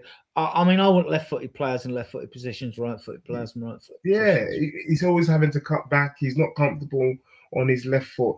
It really doesn't make sense to me. So I agree with Sean. I'd be quite comfortable Jed Spence and Porro leaving the club this summer. And for us getting a good piece of some good business. Okay, I know this guy is. I know Deji's not a fan of this guy, but Alan Matthews Tell, rumoured to be Bournemouth and Porto interest. Are you loaning him or selling him or what? Do you want to loan him and think, well, he's 2020 or whatever. He might kick on. We might get more. The reason I say about loans is if you loan the player out, does well, you get more money for him than if you sell him now. I'm just doing the maths on this, but like, what's your take? We've talked about it before. Matisse Tell kind of occupies the space, an unfortunate space where we paid a lot of money for him, and he just hasn't. We haven't gotten a lot of return. Yeah. He's had moments, but and there's that. The word again, potential is there, but we're not cashing in on that potential. And I think if Bournemouth or Porto are interested in him, and he feels like he needs more game time and he wants to go, I'm all about saying thank you, cash in, and go replace him with someone better. I think we can do that. What did we pay, like 30-something million for him? Yeah. And I think fans weren't happy when he left. Actually, they weren't that happy about it. Really? I don't know what. Yeah, but he'd done okay, but then that was before they got the taste of Harry Kane. So, like, Kane's just changed their total outlook. Sean, I'm going to make sell him or loan him. Sell him or loan him. We ain't getting it. We sell him. Don't think we get. I don't know. This is where I get a bit soft and sentimental, I think, really, when it comes to Matisse Tell. And Deji knows this because I think there's a. I think there is a player in there, and when he lives in Scotland, that just doesn't add up. That's without a nip of whiskey, I think, I think there is a player in there, and I think, to be honest, I don't know why we're pursuing Savio if we've got Matisse Tell, because I think Matisse Tell has got a better end product than Savio. So, I mean, it depends on him. He may feel that he's done his time, and if Bournemouth, Bournemouth would be a great place for him, because I think they've got a new coach, a new project. It might well work for him. I'm not sure Porto is a good place for him. I think I think he probably needs to stay in the Premiership. But I mean, I would keep him. To be honest, I would keep him, but that's me. And I'm a soft Scottish bastard. That's fine. I've been reading David Clark's comments all evening, and I have to say, David Clark is probably one of the funniest guys I've in terms of his comment, "Tell him to go." It kind of sums up how I feel. I'll be honest with you. Yeah, I can't.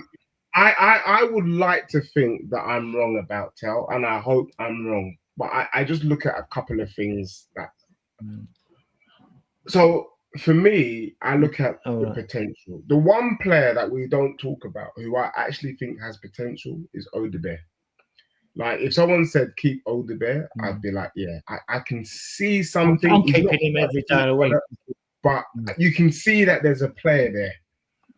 With Tell, I'm just not convinced that he's that guy. I'm surprised he was at Bayern Munich. The way he plays football, he should have been at Hamburg or something. Do you know what I mean? Like, it's terrible. So look, I hope that these managers, I hope De Zerbi can unlock something in Tell. But yeah, I'd like to see him because I've watched him and Odegaard in the French under-21s, and they just But that's at that level. You can regress or you can kick on, you know. And so I would loan him simply because we're not getting 30 mil back from him, you know. So I would loan him for a year, and then see. Unless someone gave us their money back, then I would take it. I would take it because we But got to make. Where would you loan him? It's another hoarding though. We're hoarding these. Every time we loan, we're hoarding players. Like I think last season we must have had 10 players out on loan. Yeah, the difference. There's a slight difference just to the 100 of you watching us on listening to us on various platforms. There's a slight difference with Tell, Odebert, Gray, and Bergvall because they're under 21. Tell won't be next year, and we can have an unlimited amount of under 21s. They don't count to your 25 man squad. But there's no point bringing them in if they're not going to get game time. So you hit with that caveat as well. So I just thought I'd add that to you guys because we like to bring you facts on Spurs diehards, you know? Yeah, I mean, no, he doesn't. I mean, again, he was put on the left and he made things happen on the left because we were desperate and we had nothing else to bring in there. Mikey Moore only started hitting his straps after January under a new manager at Rangers. I'd like to see him brought in, because he covers different things. He covers the left hand, covers the winger until Odebert's back, and he'd also compete with Maddison as a 10. Yeah. But I mean, the only thing I would say to you as to why I do scratch my head with Spurs, and maybe I have a vested interest, like we spent 30 mil on Tell. I'm pretty sure that there is a Tell in our academy that ain't getting a sniff. And I just can't seem to understand why we spend big money on average players that we could have just plucked out of the academy. That's the bit that I kind of struggle with Spurs. But also, can I just say this? Tottenham is the 9th richest team in the world. Yeah, let me say that again. The 9th richest team in the world. There must be at least 5,000 teams plus. Yeah. Why don't when we're talking 19, 20-year-old players, I'm talking what Desiree Doué, PSG, that ilk, you know, even Ethan Nwaneri, I know he's from the scum, that ilk, you know, there are ballers, Livramento, you know, Lewis Hall. That's the kind of level that I'm expecting. Tottenham Hotspur, Big Six from the Prem. These players are players that we're not sure can get into the Bournemouth team, and that's been the problem. Like we off the field, we are supposedly this big club. On the field, we move like mice. So for me, Odebear is the only Odebear, if I'm being honest, and I know he's the most skillful player at the football club. There's only two young players that I know are fully legit without a shadow of a doubt. I know Odebear, there's a player there. I know there is because you've seen it, and Viskovic. All the other ones, I'm still scratching my head. I'm sorry. Yes, Archie Gray. I've heard all the stories about Archie Gray. Odeberg came out the PSG academy, and when he was at Burnley under Vincent Company raved about it. That's before he moved to Bayern Munich and took the job there. I mean, I really like Odeberg. I mean, I think there's more than a player in it. He's rated by all the coaching staff as the most skillful player at the club, Maddison number 2, you know, and I see it. The thing with Odeberg is like, there's that, I think he's definitely a player that needs the arm around his shoulders. Seems to be a bit of a confidence issue with him, like when it comes to taking on players. When he does it, I mean, his feet and all that. I mean, I don't see no difference between Savinho and Odeberg. I don't. I think Odeberg's better than Savinho. Yeah. I think they're very similar, to be honest with you. I think they're very similar. Both have got much more, got to develop, and have got much more to prove. Yeah. My only concern with Odeberg is because he did his ACL, and how is he going to bounce back? That's my only concern. Not that I want to lose him. He's awesome. But as we're talking about that, and you went on about, I did have this banner up, Deji, under 21's pathway bleak. I mean, we talked about Simon Davies coming in and taking over the academy from Man City and all that, and like these changes. There have been a lot of changes on the administrative side of this football club. But De Zerbi's come in, he saved us, so he's got our grace and favour. He's gone for experience. We know why, to get us out of the shit, and he saved us. And now I think I am a bit concerned that this pathway is blocked even further now, because like we're looking at bringing these players in. And in Europe, the reason the kids get more game time is because they don't have the wealth of the Premier League. Even the mid-table teams and the less wealthy teams now can go out and buy a player to fix a positional problem. So they don't bring their youngsters through. But in Europe, they do, because they haven't got the money to go out and fix problems. So their youngsters I think their youngsters get developed. That's just my theory on that. I mean, like whether people agree with me or not is another thing. But so, and I'm not, when I hear what's going on with Vuskovic, the bullshit, most of it is bullshit today. And Mikey Moore's now back, and Lancashire, I think, should be brought in as third striker. I mean, I am hoping that those three players are on that pre-season tour and they get a chance under De Zerbi, right? Because otherwise, I'm really concerned. I mean, like, our academy is going to make money out of players, but they're just going to go through the meat grinder. Sean, you were going to say what I can't understand. Was it 2 or 3 years ago? Our under-21s ripped it up, won everything. 24, and yet, and not one of those players has come through. No, not one of those players has come through. Like 22 games. Arsenal are playing a 15-year-old. Yeah, there you go. But I mean, it's not a question of that, though, is it? I mean, like the fact that another club plays a 16-year-old or a 12, or that they have to be good enough to be played. You can't suddenly make one of your players in your academy. If they don't play, we don't know if they're any good. I'm really sorry to hear that Tyrese Hall, who I think is a brilliant player. Yeah, he's a great ball carrying, skillful player. You know, I've watched a lot of players. You know, I saw him play in a pre-season friendly at Hearts. We had the Asian guy. We had Dylan Muncandy, right? Who never even went out on a loan, but he's one of those players like, oh, I'm good enough. I want to play for the first team. So he went to Blackburn. Unfortunately, did his ACO, went to Scotland, either Aberdeen or Hibernian or something like that. You know, I know the kid has a great career, but you get some of that level. And Tyrese Hall fell out with Ange, right? Because he wanted to play in the first team. I was told about this, right? So that didn't do him no favours. At Notts County on loan, he's done fine. George Abbott did fine. As he can play a centre-back and defensive midfield. He did fine. You know, others have done well. Mikey Moore's done well. Lancashire, to score 12 goals at Oxford in a team that got relegated, I can't knock that. Scored a goal against Galatasaray, but he got sent off, didn't he? Right? So that blotted his copybook. But to me, why does getting sent off against Galatasaray blot his copybook? Well, I'm assuming he blotted his copybook, right? But Ange didn't go to him again.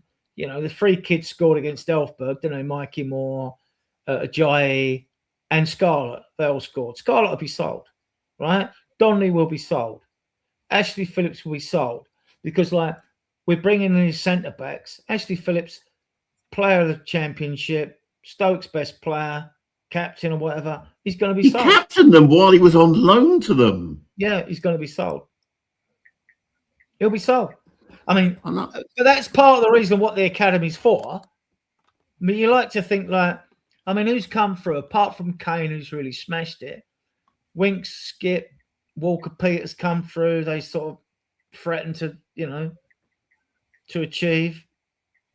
But and like, I mean, but we're not alone. You go to Man City. Jadon Sancho went out. He ends up at Dortmund, goes back to Man United and all that. Look how long it's took for Phil Foden. I don't know what's happened to Phil Foden. I absolutely love that player, right? Now, it may be that bringing these new players in has affected his game, you know? But I just think Tottenham as a board, they just lack vision. For me, with the amount of money involved, I'm with Sean.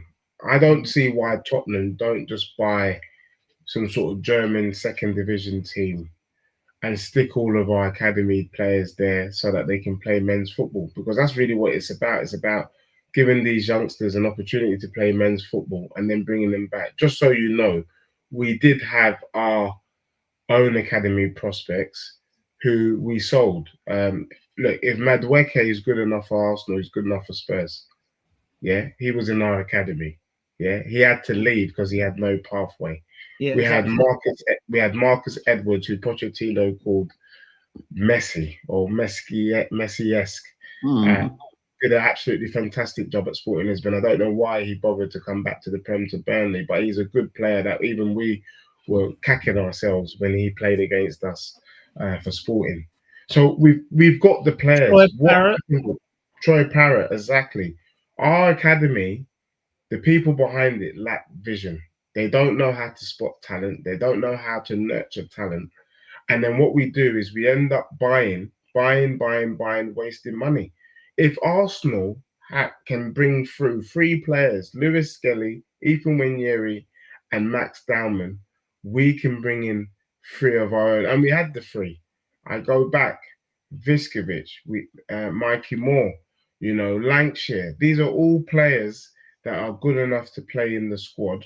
And to be honest with you, we finished 17th, so they could have bloody played.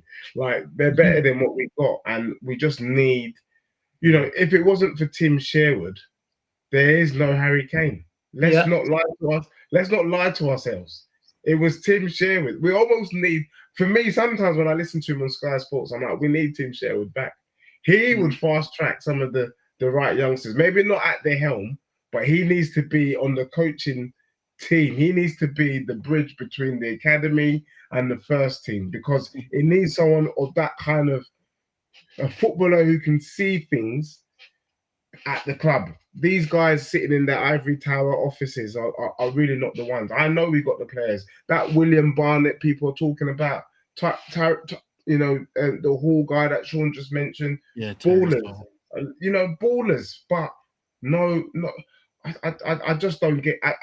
For me, someone told me that Spurs would rather pay money than give an opportunity. It's stupid, because we spent 50 mil on Basuma, and he ended up being a dud. Yeah, Tillen Thompson, another one. I mean, there are lots. I mean, like, we've got Dennis Sirkin. Yeah, well, he went to Sunderland, didn't he? Left back. So. I mean, like you say, Williams Barnett, he does look a talent, but he's 17. He's 17. If you're good enough, you play them. But like, this goes down, and I think Wayne Burnett's done a brilliant job with the academy under 21s.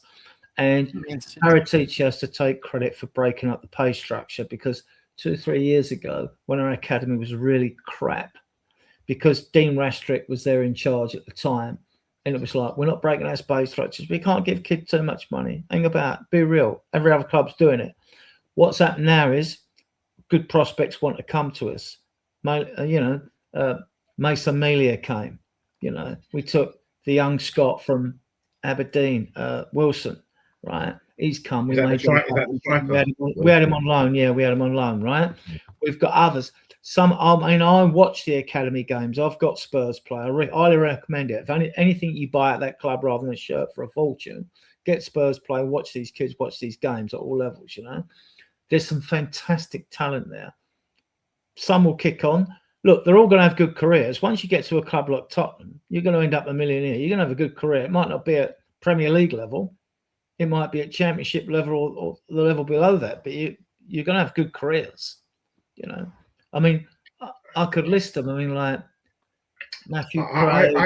I think that we have talent in our academy. We have, yeah. Who could have replaced, who could have done a job on the wing. You look at Mawani and the dud that he was, and you can't tell me we didn't have a 17-year-old or 18-year-old in the academy who could have done the same, if not a better job than Mawani. Like, let's be honest. Like, I just don't understand. I know we've got academy players who can control the ball better than Richarlison, who looks like he's wearing Wellington boots. Because we've had title job managers, Deji, as well, who won't take the risk and play them.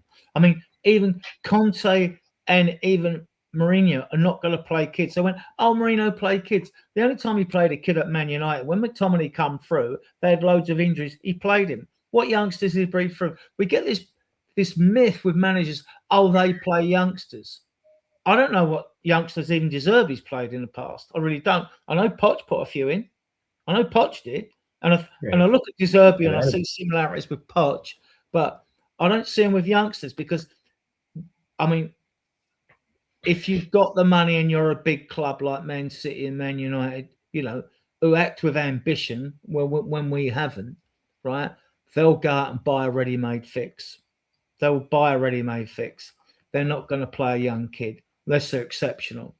With Barcelona and Real Madrid, when it comes to Lamel and all that, they've got such a good academy. Everyone wants to play from. They'd play for them teams for nothing because they're that big that they get the pick of the crop, and then eventually they're going to get that duel that comes out, that young generational talent that comes through. You know, whether it's Lamel, Nico Williams, or whatever. You know, but also just to say, lastly, I do think that the Tottenham Academy and the Johan Lange are probably some of the most laziest people I've ever met in my life, because when you look at it, you should not be linked with the same player as another club. Like, there are millions of people around the world, millions of people playing football. Why are 4 or 5 clubs going for the same player that when you could have found that player elsewhere?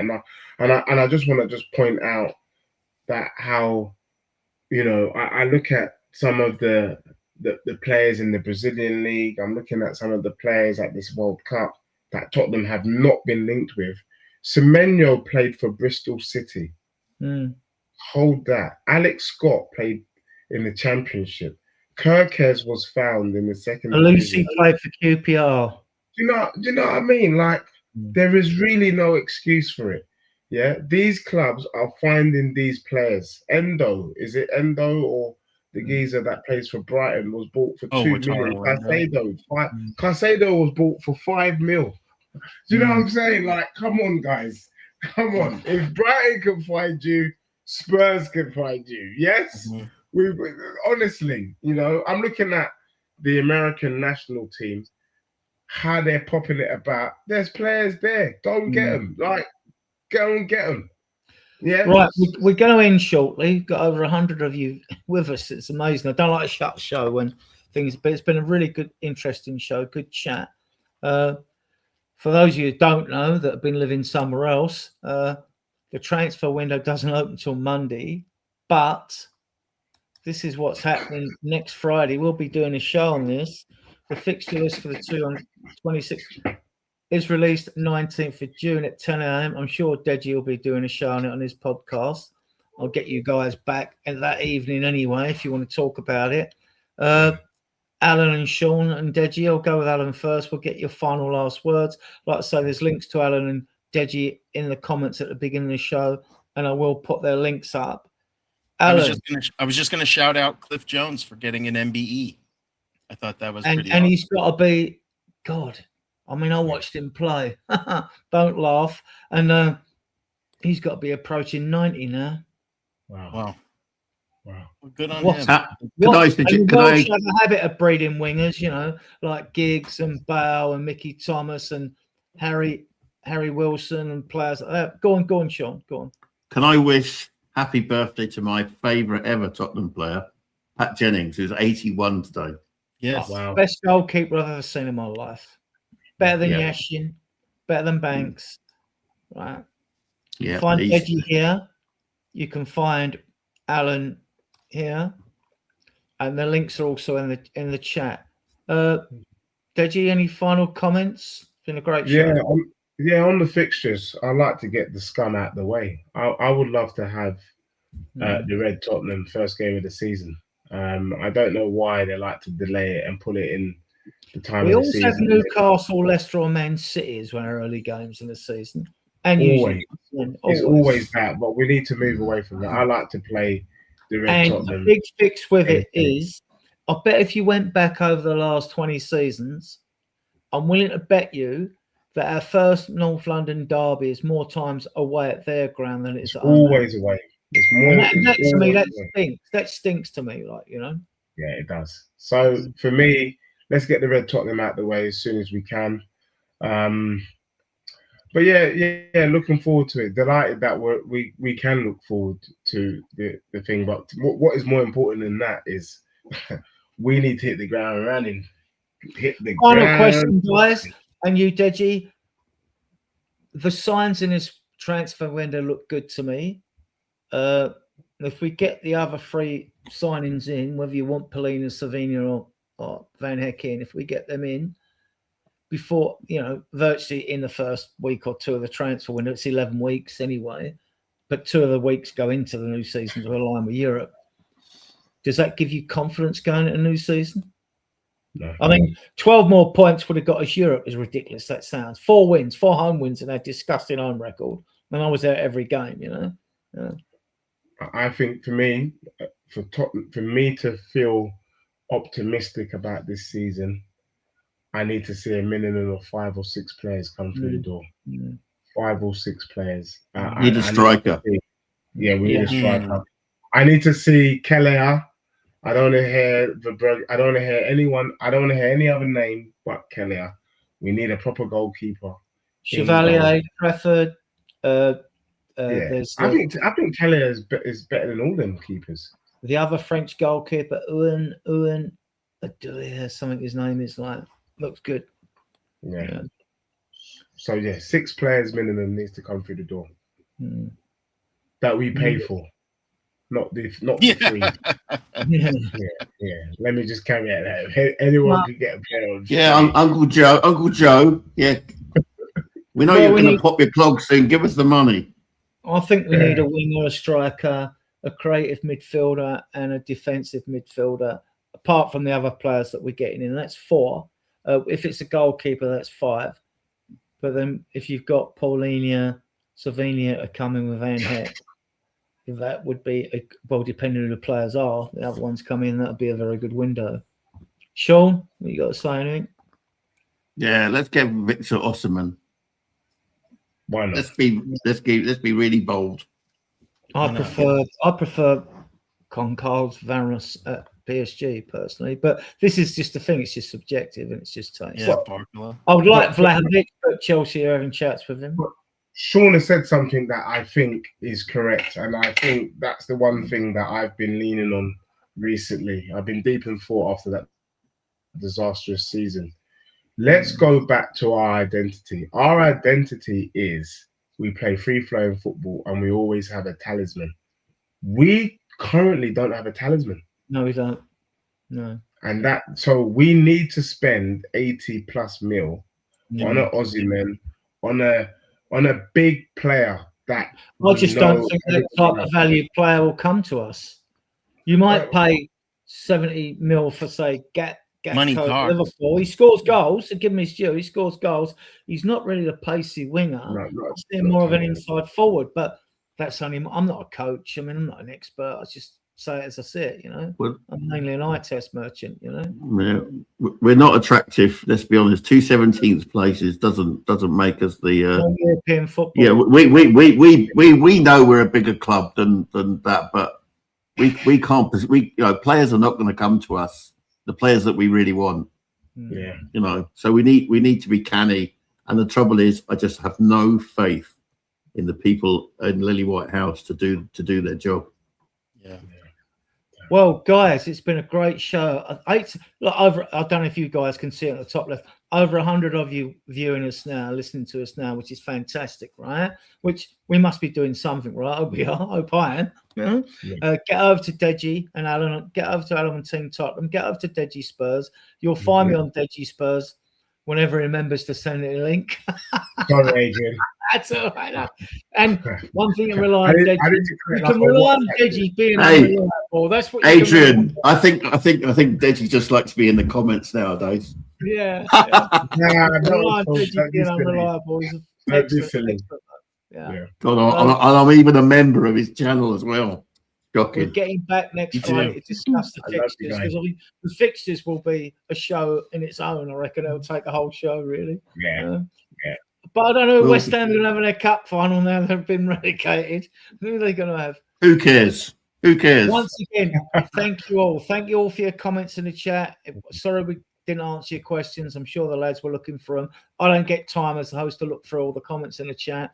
Big up to the 100 of you watching us on various platforms, Facebook, Twitter, Yes. Twitter, XCOM, whatever. And thank you, my guests, for making the show what it is. Without you, the show is nothing. And it's nothing without you guys in the chat and listening on various platforms. With that, I'm going to end the stream. You'll see us back with these reprobates next week, probably next Friday. And I'm going to end the show here, right? Cheers, guys. Thanks a lot. Take it easy. Come guys. on, you Spurs. We are Tottenham till we die. We are Tottenham till we die. Spurs die, hearts, heart and soul. We are Tottenham.